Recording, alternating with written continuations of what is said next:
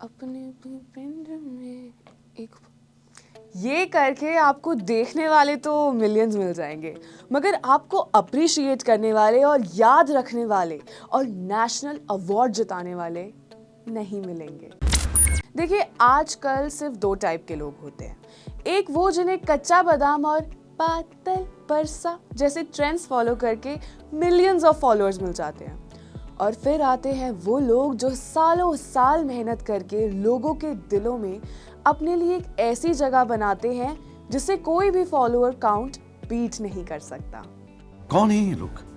आज हम जिस इंसान के बारे में बात करेंगे वो एक ऐसे एक्टर हैं जिनको अपने डायरेक्टर से एक एक्शन सीन के सेट पे गालियां पड़ी थी, और वो चीज उन्हें इतनी अफेक्ट करी कि वो अपना एक्टिंग करियर छोड़ के अपने गांव वापस जाना चाहते थे।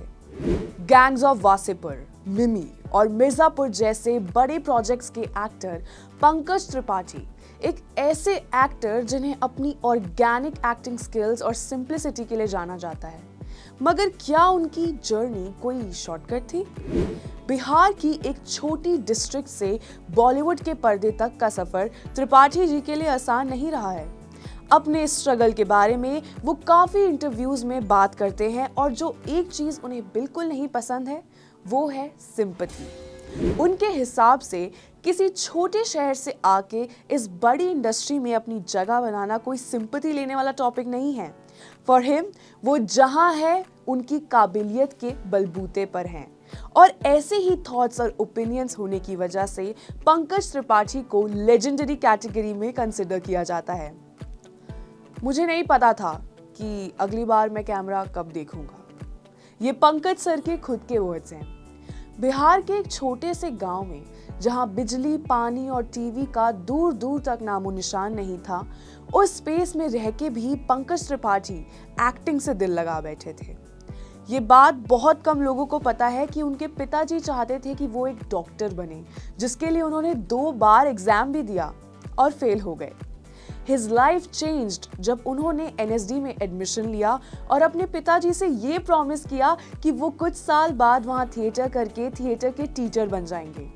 भले ही उन्हें उनके घर में किसी भी टाइप का विरोध का सामना ना करना पड़ा हो, मगर बॉम्बे आके उन्हें 10 साल तक काफी सारी डिफिकल्टीज का सामना करना पड़ा। Not fit, not fit, not fit, ये एक ऐसी स्टेटमेंट है जो पंकज त्रिपाठी ने 1000 दफा राम गोपाल वर्मा के ऑफिस के बाहर सुनी थी। वो उन 1500 हीरोज में से थे जो रोज रोल की तलाश में डायरेक्टर राम गोपाल वर्मा के ऑफिस के बाहर खड़े रहते थे, और रोज इतनी मेहनत करने के बाद भी उन्हें कोई भी रोल ऑफर नहीं हुआ।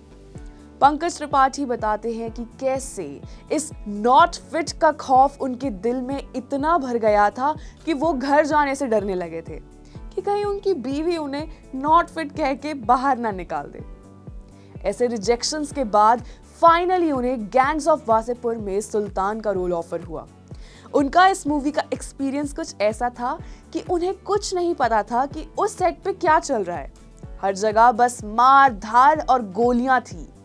उनसे एक एक्शन सेट पे पूछा गया कि एक्टिंग कर लोगे, और ये सुन के उनके दिमाग में सबसे पहले ख्याल आया कि ये तो हमें जानते ही नहीं है। कुछ टेक्स के बाद डायरेक्टर ने उन्हें गाली दी और कहा, इसे कहां से उठा के लाए हो, और इस बात ने उनका मोराल बहुत डाउन कर दिया, इतना कि वो सब कुछ छोड़ के अपने गांव वापस जाना चाहते थे।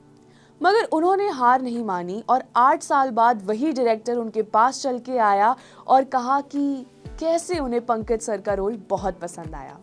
वो कहते हैं ना, आप नहीं, आपका काम बोलना चाहिए। बस कुछ ऐसा ही है पंकज त्रिपाठी के साथ।